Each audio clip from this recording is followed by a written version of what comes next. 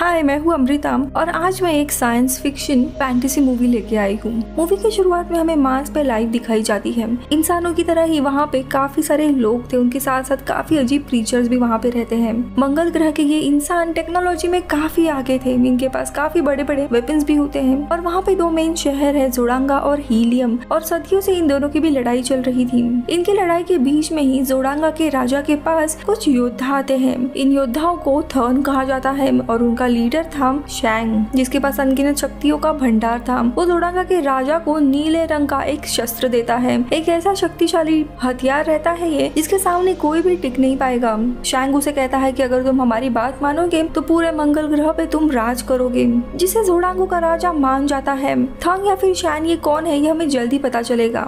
अब ये बात बीत जाती है। कुछ सालों के बाद हम पृथ्वी पे देखते हैं, जहाँ पे समय था 1880 और यहाँ पे हम जॉन कार्टर नाम के एक आदमी को देखते हैं जो अपने भतीजे नेड को एक खत लिखता है कि तुम जल्द से जल्द मुझसे मिलने आओ। और यहाँ पे हम देखते हैं कार्टर का कोई पीछा कर रहा था। अब अगले दिन जब ये लेटर कार्टर के भतीजे एडगर्ड को मिलता है तो वो तुरंत उनसे मिलने आता है, लेकिन उसे पता लगता है कि उसके अंकल की यानी कार्टर की रात को अचानक से मौत हुई है। वो काफी दुखी होता है कि ऐसे कैसे बिना बताए ही चले गए। वो आखिरी बार उनके मृत शरीर को देखने के लिए जाता है तो कार्टर के वकील कहते हैं कि कार्टर के शव को एक ऐसे रूम में बंद कर दिया गया है जो सिर्फ अंदर से खुलता है। दरअसल उनकी आखिरी इच्छा थी कि उनके शरीर को दफनाया नहीं जाएगा, इसीलिए खुले कॉफिन में उनका शरीर रखा गया है। अब कार्टर का वकील एडगर्ड को कार्टर की पर्सनल डायरी देते हुए कहता है कि जॉन तुम्हारे लिए ये डायरी छोड़ गया है, तुम्हारे सारे सवालों का जवाब तुम्हें इसमें मिल जाएगा। और एडगर्ड वो डायरी पढ़ने लगता है जहाँ पे कार्टर ने कहा था बचपन में तुम मेरी सारी कहानियों पे विश्वास करते थे, आज मैं तुम्हें एक और अद्भुत कहानी बताने जा रहा हूँ, उस पे भी तुम्हें विश्वास करना होगा। आगे एडगर्ड जैसे ही कहानी पढ़ने लगता है हम उस दुनिया में चले जाते हैं। आज से 13 साल पहले कार्टर सोने की गुफा की तलाश में था, लेकिन उस रेगिस्तान में कुछ पुलिस उसे पकड़ लेते हैं। लेकिन तभी वहाँ पे कुछ लोग पुलिस के ऊपर ही हमला करते हैं, इसलिए कार्टर कर्नल को बचाने के लिए वहाँ से उन्हें लेके भाग जाता है और एक गुफा में आके छुपता है। ये गुफा वही थी जिसकी वो सालों से तलाश कर रहा था, यानी सोने की गुफा। उसे कई सारा सोना वहाँ पे मिलता है, वो काफी खुश होता है। लेकिन तभी वहाँ पे एक थर्न आ जाता है, यानी वही आदमी जिनके पास अनगिनत शक्तियाँ है और वो एक ग्रह से दूसरे ग्रह जा सकते हैं। वो जॉन पर हमला करने आता है, लेकिन जॉन उसके पहले ही उसे मार देता है। अब मरते हुए वो थर्न गले से एक डिवाइस को निकालता है और उसे एक्टिवेट करके कहता है बारसूम। अब जॉन काफी कंफ्यूज होता है, इसीलिए वो खुद वो डिवाइस को लेता है और वो भी बारसूम ये शब्द कहता है। लेकिन जैसे ही वो शब्द कहता है वो धरती से मार्स पे टेलीपोर्ट हो जाता है। उसकी जब आँख खुलती है तब वो एक भरे रेगिस्तान में था, उसे लग रहा था वो अभी भी धरती पर ही है।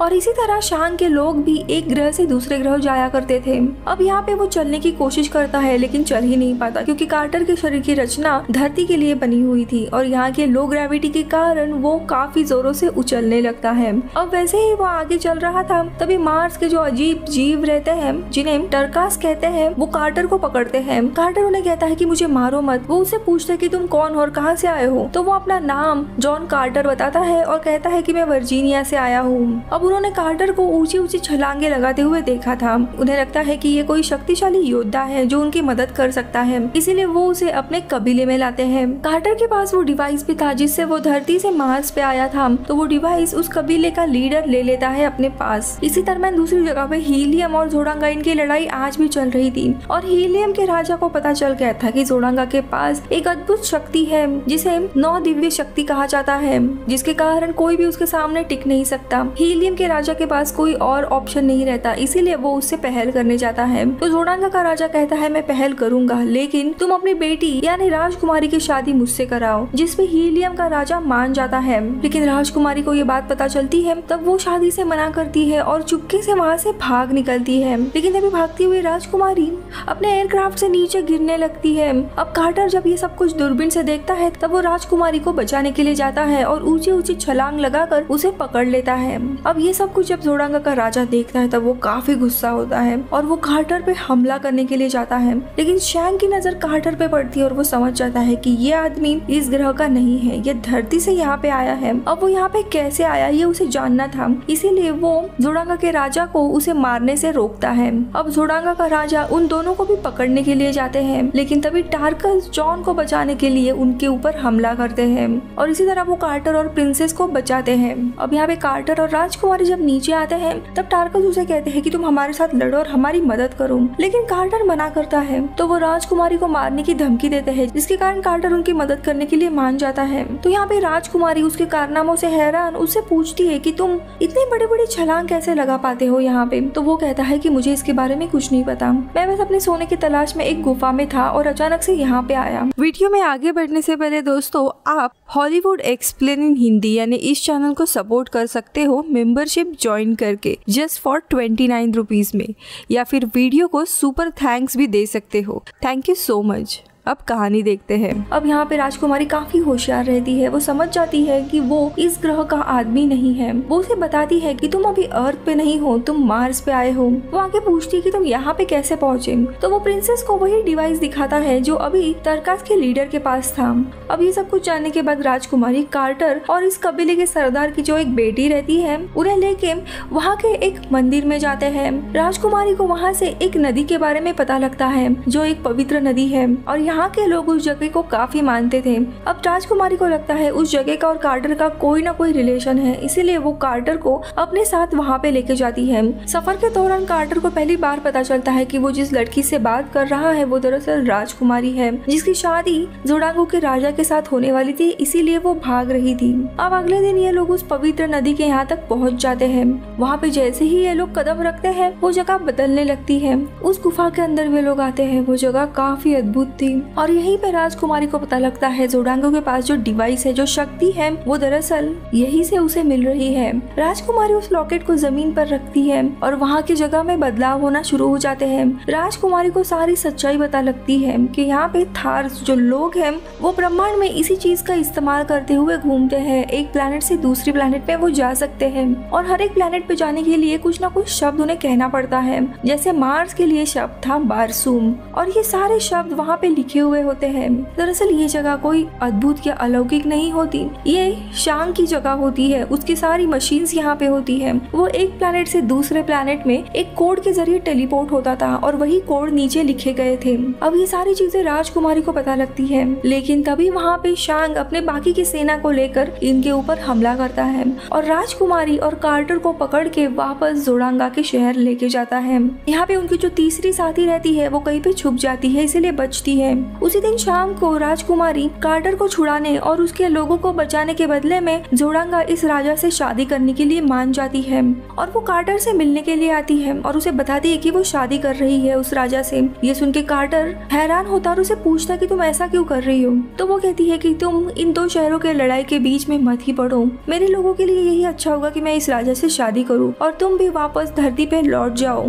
और वो उसे उसका लॉकेट निकाल कर देती है और अर्थ पे जाने का जो कोड रहता है वो उसे बताने लगती है। लेकिन कार्टर वो शब्द नहीं कहता क्योंकि उसे अब राजकुमारी से प्यार हुआ था और उसे किसी भी हालत में बचाना था। तभी दरवाजे पे कुछ दस्तक होती है तो कार्टर वहीं पे छुप जाता है। वहाँ पे जोडांगा आया हुआ था, वो राजकुमारी को वहाँ से शादी के जश्न के लिए लेके जाता है। अब यहाँ पे कार्टर सोच रहा था कि वो राजकुमारी को कैसे बचाए, लेकिन तभी वहाँ पे शांग एक बुजुर्ग औरत के रूप में आता है और वो जॉन कार्टर को अपने वश में कर लेता है, अपने कंट्रोल में करता है और शांग उसी औरत के रूप में कार्टर को उसी शादी के जश्न में लेके जाता है। शांग कार्टर को बताता है कि राजकुमारी बहुत ही बुद्धिमान है, उसने हमारे सारे शक्ति, हमारे सारे मशीन्स के बारे में जान लिया और उसे हमारे सीक्रेट डिवाइस यानी 9वें दिव्य शक्ति के बारे में भी पता चला।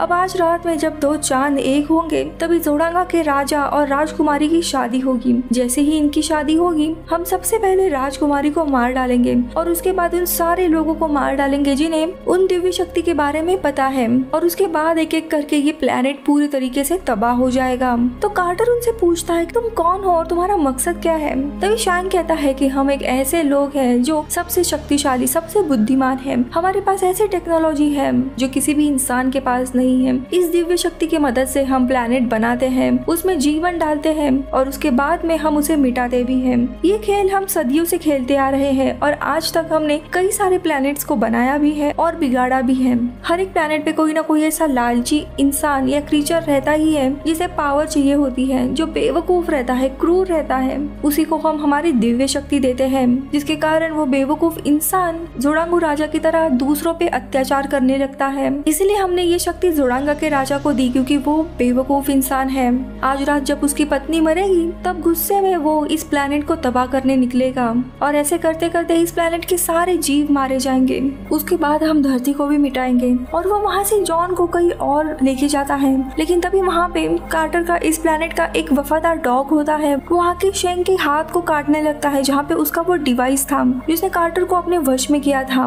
काटने के कारण कार्टर उसके वश से मुक्त हो जाता है और वो उनकी ही एक फ्लाइंग मशीन लेके वहाँ से भाग निकलता है। लेकिन वे लोग कार्टर का पीछा करने लगते हैं। तभी कार्टर की जो तीसरी साथी रहती है यानी टार्टस इस क्रीचर की वो महिला, वो उस एयरक्राफ्ट पे फायरिंग करके उन्हें मार गिराती है। लेकिन कार्टर का प्लेन भी क्रैश होता है। अब उसे कैसे भी प्रिंसेस को बचाना था, इसीलिए वो टार्कस के राजा के पास आता है मदद मांगने के लिए। लेकिन वे लोग उसे बंदी बनाकर रखते हैं क्योंकि टार्कस का भी जो पहले का राजा था उसे उसी के साथी ने बगावत कर हराया था और अभी नया राजा आया था और वो जॉन कार्टर को पसंद नहीं करता था, उसे मारना चाहता था। इसीलिए उसे पहले के राजा के साथ जेल में डाल देते हैं। अब अगले दिन टार्कस के राजा और कार्टर को दो जायंट मॉन्स्टर से लड़वाते हैं। लेकिन इस जगह पे जॉन कार्टर की शक्तियाँ काफी ज्यादा बढ़ गई होती है, इसलिए वो उन दोनों भी मॉन्स्टर को मार डालता है और जो नया राजा रहता है टार्कस का, उसे भी वो मार डालता है और पुराने राजा को ही इस कबीले का सरदार बनाता है वापस। अब उनकी सारी आर्मी लेके जॉन कार्टर राजकुमारी की शादी के यहाँ पे आता है और यहाँ पे सबको बताता है कि ये सब कुछ एक चाल है। शादी के बावजूद जोड़ांगो हीलियम के लोगों के ऊपर हमला करेंगे। अब ये सुनते ही जोड़ांगो और हीलियम के बीच में वापस एक लड़ाई शुरू होती है। इन दोनों की भी काफी घमासान लड़ाई होती है और देखते ही देखते जॉन कार्टर जोड़ांगो के राजा को मार देता है। लेकिन शांग अभी भी जिंदा होता है। वो कार्टर को गुमराह करने के लिए राजकुमारी का रूप लेता है और उसे ही तलवार के नोक पे धरता है। लेकिन राजकुमारी शांग से वो डिवाइस छीन लेती है और हवा में फेंकती है। लेकिन शांग दोबारा उसे हासिल करता है और कार्टर उसे मारने से पहले ही वहाँ से गायब होता है। अब इसके बाद बहुत ही बड़ा जश्न होता है जिसमें कार्टर और राजकुमारी दोनों भी शादी करते हैं। लेकिन शाम में शैंग वापस आता है और दूसरे का रूप लेके वो जॉन कार्टर को वापस अर्थ पे उसी गुफा में टेलीपोर्ट कर देता है। लेकिन कार्टर को अभी मार्स पे जाना था क्योंकि उसकी राजकुमारी वहाँ थी, इसीलिए अगले 10 सालों तक वो उसी डिवाइस की तलाश में था क्योंकि उसे पता था शैन और उसके जो लोग हैं थर्न्स, वो हमेशा एक प्लेनेट से दूसरे प्लेनेट पे घूमते रहते हैं, यानी वो धरती पे भी हो सकते हैं। 10 साल के बाद उसे वो डिवाइस मिल जाता है। अब ये सारी कहानी नेट पढ़ रहा होता है। कार्टर उसे आगे कहता है कि अब तुम जान गए होंगे कि मैंने अपने शरीर को क्यों नहीं दफनाया है, क्योंकि अगर मेरा शरीर यहाँ से चला गया तो मैं कभी भी मार्स वापस जा नहीं पाऊंगा और जिस रूम में मेरा शरीर रखा है उस रूम का कोड तुम्हें ही पता है। मेरे शरीर को तुम्हें ही अभी प्रोटेक्ट करना है। अब ये सब कुछ जानने के बाद नेड उसी रूम में पहुंचता है जहाँ पे कार्टर का शव रखा था। वहाँ पे कुछ अल्फाबेट लिखे हुए थे। वो सबसे पहले तो अपना नाम लिखता है लेकिन दरवाजा नहीं खुलता।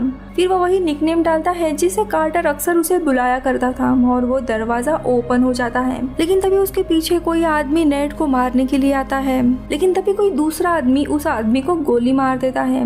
गोली मारने वाला इंसान और कोई नहीं बल्कि जॉन कार्टर रहता है। कार्टर उस मरे हुए आदमी के पास आता है और उसके गले से वो गैजेट निकालता है। ये मरने वाला आदमी और कोई नहीं थर्न्स का लीडर शैंग होता है। दरअसल यहाँ पे कार्टर को वो गैजेट कभी मिला ही नहीं होता। उसे पता था जब से वो अर्थ पे वापस आया था थर्न्स के लोग उसका पीछा कर रहे हैं उसे मारने के लिए। ये बस उसकी एक चाल थी कि वो मरने का नाटक करेगा, उसे गैजेट मिला है इसकी बात फैलाएगा जिससे खुद ब खुद शैंग उसके शरीर को मिटाने के लिए आएगा और उसके थ्रू वो उसे मार कर वो डिवाइस हासिल करेगा। और इसी तरह जॉन कार्टर वापस वो डिवाइस हासिल करता है। वो नेड को गले लगाता है और इन सारी चीजों के लिए उससे थैंक यू कहता है और गुड बाय करते हुए वापस राजकुमारी से मिलने के लिए मार्स चला जाता है। और ये कहानी इधर ही खत्म होती है। मैं मिलूंगी आपसे अगले वीडियो में, तब तक के लिए बाय बाय।